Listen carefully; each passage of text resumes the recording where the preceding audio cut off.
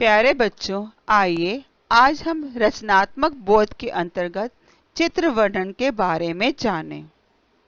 बच्चों, चित्र को देखकर उसका वर्णन करना चित्र वर्णन कहलाता है। चित्र वर्णन के सशक्त उदाहरण चित्र कहानियाँ, कार्टून, कॉमिक्स आदि हैं, जिन्हें बच्चे खूब पसंद करते हैं।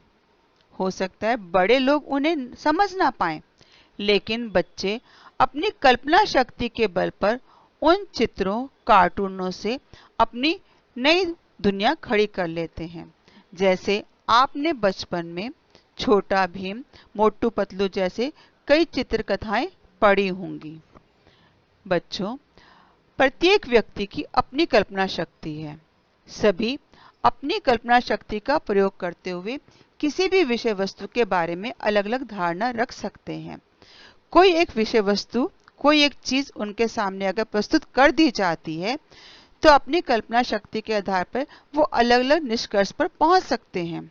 जैसे यहाँ एक भौंकते हुए कुत्ते का चित्र है। 3 बच्चे उसके बारे में अपने अपने अनुभव और अपने अपने ढंग से समझ सकते हैं। मान लो एक ने कहा कुत्ता भूखा है इसलिए चिल्ला रहा है।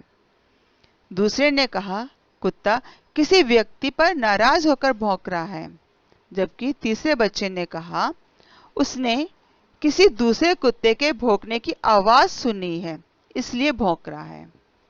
इन तीनों में से कौन सा सर्वाधिक सही है, सबसे अच्छा उत्तर किसका है, ये इस पर निर्भर करेगा कि उसके आसपास के परिवेश के अन्य प्राणी उसके साथ किस रूप में व्यवहार कर रहे हैं। जो जितना अधिक कल्पनाशील होगा तथा जिसका अनुभव संसार में जितना अधिक व्यापक होगा, उतना ही उसका चित्र वर्णन सटीक होगा। यहाँ तो बात हुई कल्पना शक्ति की, लेकिन चित्र वर्णन को जब आप शब्दों के माध्यम से लिख रहे हैं, उस समय इस बात पर ध्यान देना विशेष आवश्यक है कि जिस भाषा का आप प्रयोग कर रहे हैं, उस भाषा पर आपका कितना अधिकार है। अगर आपका अपनी भाषा पर पूर्ण अधिकार है, तो आप चित्र वर्णन को अधिक अच्छे ढंग से व्यक्त कर पाएंगे। आइए चित्र वर्णन करते समय कुछ बातों पर ध्यान दें। सबसे पहला आता है कि चित्र वर्णन का सूक्ष्म निरीक्षण करें। फिर प्रत्येक गतिविधि को एक कागज पर लिख लें। चित्र में दिखाई देने वाली जो भी गतिविधि है या जो भी स्थिति है, उसके विषय में अपनी कल्पना शक्ति का प्रयोग करते हुए अनुमान लगाते जाएं और अनुमान के आधार पर वाक्यों की रचना करें। चित्र में यदि कुछ लोग दिखाई दे रहे हैं, तो वो लोग क्या गतिविधियां कर रहे हैं, उनके क्या हाव भाव हैं, उन पर ध्यान दें। उन हाव भावों को ध्यान में रखते हुए ही चित्र वर्णन करें। और अगर चित्र में प्राकृतिक दृश्य को उकेरा गया है, तो प्रकृति में उस समय क्या क्या हो रहा है उसके बारे पर ध्यान दें। जैसे बारिश होना, सूर्य उदय होना, बर्फ गिरना आदि, उनका छोटे छोटे वाक्यों में प्रयोग करें। बच्चों, परीक्षाओं के लिए अपेक्षा की जाती है कि चित्र वर्णन लगभग 20 से 30 शब्दों में हो। 30 से 35 शब्द हो तो भी उचित है, इससे अधिक विस्तार उचित नहीं है। चित्र वर्णन करते समय इस बात पर विशेष ध्यान दिया जाए कि वाक्य छोटे हों, छोटे छोटे पदबंध वाक्यांश हो, अधिक लंबे वाक्यों का प्रयोग उसमें नहीं होना चाहिए। और वाक्य रचना करते समय विराम चिन्हों पर विशेष ध्यान दिया जाना चाहिए। यहाँ खास ध्यान देने योग्य बात यह है कि वर्णन जितना अधिक स्वाभाविक होगा, उतना ही पाठक के लिए ग्राह्य होगा, अर्थात पाठक उस चित्र वर्णन को उतनी सुगमता से समझ पाएगा। चित्र वर्णन सीखने सिखाने के लिए हमें प्रश्न शैली का प्रयोग करना चाहिए। जैसे यहाँ चित्र दिया गया है, इस चित्र में जो दृश्य दिखाई दे रहे हैं उससे संबंधित हम पहले कुछ प्रश्न सोच लें और फिर प्रश्नों के संभावित उत्तरों के बारे में जान लें। उस आधार पर चित्र करना वर्णना आसान हो जाता है। जैसे यह चित्र कहाँ का है? यह चित्र वन में स्थित एक आश्रम का है। वृक्ष किससे लदे हैं? फल फूलों से लदे हैं। आश्रम के बाहर ऋषि क्या कर रहे हैं? आश्रम के बाहर ऋषि यज्ञ कर रहे हैं। पशु पक्षी कहाँ स्वतंत्र विचरण कर रहे हैं? पशु पक्षी आश्रम के आसपास धरती आसमान में स्वतंत्र विचरण कर रहे हैं। कैसा वातावरण है? शांत और सुरमय वातावरण है। यहाँ किसका भय नहीं है? यहाँ किसी भी प्रकार की हिंसा का भय नहीं है। चित्र के आधार पर हमने कुछ प्रश्नों के बारे में सोचा, फिर उन प्रश्नों से संभावित जो उत्तर निकल के आ रहे थे, हमने उन उत्तरों पर ध्यान दिया।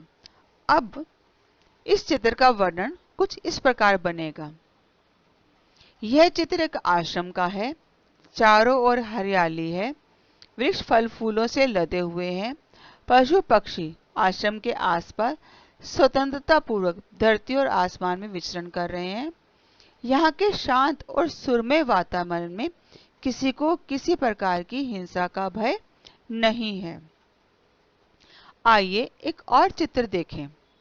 ये चित्र हनुमान जी का है, जो संजीवनी बूटी लाने के लिए गए थे और वो पूरे पर्वत को ही उठाकर ले आए थे।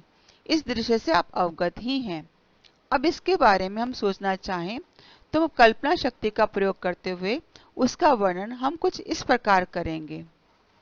लक्ष्मण को शक्ति लगी थी, वह बेहोश हो गए थे।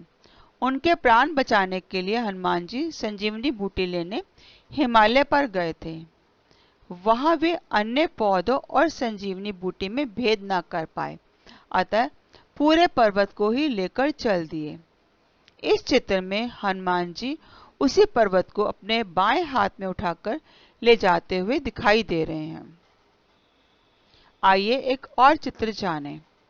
यह चित्र एक पुस्तकालय का है, जहां बहुत सारी पुस्तकें रखी हुई हैं। बहुत सारे बच्चे बैठकर पुस्तकों को पढ़ रहे हैं। इन सब को देखकर हम इस तरह का चित्र वर्णन कर सकते हैं। यह चित्र पुस्तकालय का है। यहाँ कुछ विद्या प्रेमी यानी शिक्षा ग्रहण करना जो चाहते हैं, ऐसे छात्र, विद्या प्रेमी छात्र अपनी पसंद की पुस्तकें तलाश रहे हैं, तो कुछ कुर्सियों पर बैठकर अपनी रुचि के अनुसार पुस्तकें पढ़ने में व्यस्त हैं। चारों ओर ज्ञानवर्धक पुस्तकें ही पुस्तकें हैं। पुस्तकालय ज्ञान का मंदिर है। विज्ञान की पुस्तकों में उन्नति के सभी सूत्र उपलब्ध हैं। बच्चों, आपने देखा चित्र वर्णन करते समय हमने कहीं कहीं कल्पना शक्ति का प्रयोग किया, कई चित्रों का वर्णन किया। इस प्रकार आप समझ गए होंगे कि चित्र वर्णन किस प्रकार किया जा सकता है। धन्यवाद।